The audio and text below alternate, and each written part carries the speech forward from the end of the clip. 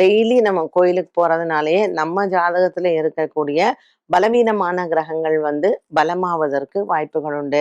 அதனாலதான் அந்த காலத்திலேயே சொன்னாங்க, ஆலயம் செல்வது சாலச் சிறந்தது அப்படின்ட்டுன்னு.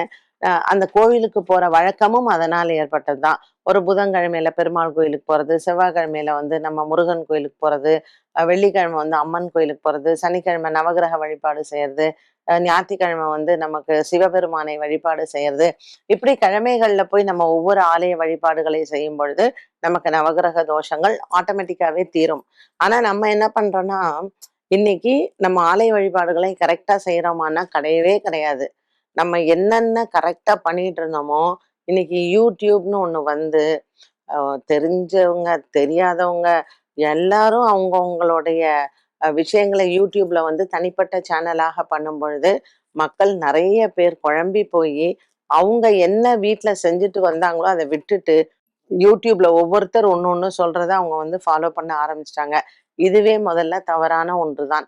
உங்க குடும்பத்துல, உங்க வீட்டு பெரியவங்க என்ன செய்றாங்களோ, அத நீங்க ஃபாலோ பண்ணாலே போதும். புதிதாக ஒரு முறையை நீங்க எடுத்து செய்ய வேண்டிய அவசியமே கிடையாது. ஞாயிற்றுக்கிழமையில உங்க வீட்ல நீங்க வந்து சிவன் கோயில் போவீங்கன்னா, அத தாராளமாக போங்க. இன்னைக்கு போயிட்டு புதுசா ஒரு பூசணிக்காய் உடைக்கிறது, அதுல போய் ஒரு விளக்கேத்துறது, திடீர்னு பார்த்தா தேங்காய்ல விளக்கேத்து இதெல்லாம் அவசியமே கிடையாது. கோயிலுக்கு போங்க. இறைவன் முன்னாடி நம்ம நிப்போம்.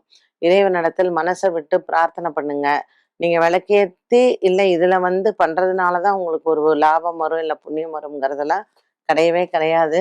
அதனால இன்றைக்கு புதிதாக சொல்லக்கூடியவர்களினுடைய வழிபாட்டு முறையை விட்டுவிட்டு, நம்ம முன்னோர்கள் சொன்ன அந்த வழிபாட்டு முறையை செய்தாலே போதுமானதுதான்.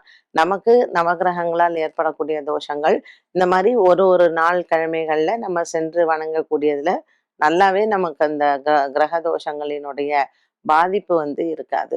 இது நம்ம வந்து எல்லாத்தையும் விட்டுட்டு, பழையபடி நம்ம முன்னோர்கள் சொன்ன விஷயங்களை கடைபிடித்தாலே போதுமானதுதான்.